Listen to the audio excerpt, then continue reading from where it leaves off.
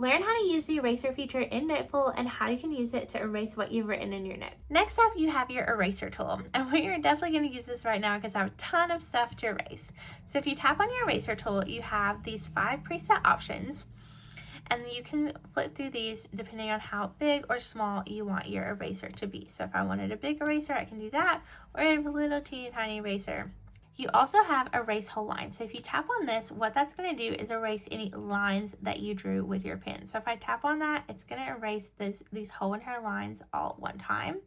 So anything that is like one stroke within a line, it's going to erase that. You have erase highlighter only. So if I only had a highlighter here, so I'm going to have a highlighter, and then I'm going to have my pen.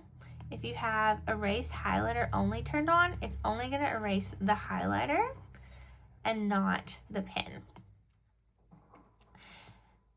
Now, auto select previous tool, what that means if I have that turned on, if you erase something, after you let go of the eraser, it's going to pop back to the last tool that you were using.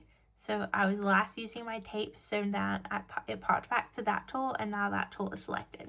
So if you want your eraser to be done, if you want to be done with your eraser after you lift up your pencil, you want to have that auto select previous tool turned on. Here is erase shapes. So this is where you can erase shapes that you made. Shapes tool is right here, and this is where you can like insert a shape. So if I had this shape added in here and I wanted to erase it, if I'm going to tap erase shapes, it's going to erase this. There we go. And now that shape is gone. And then here is where we can erase tapes. So if you wanted to erase your tapes, let's make our eraser a little bit bigger. Erase our tapes, then it's going to erase the tape. So that is how you use all of the options in the eraser tool.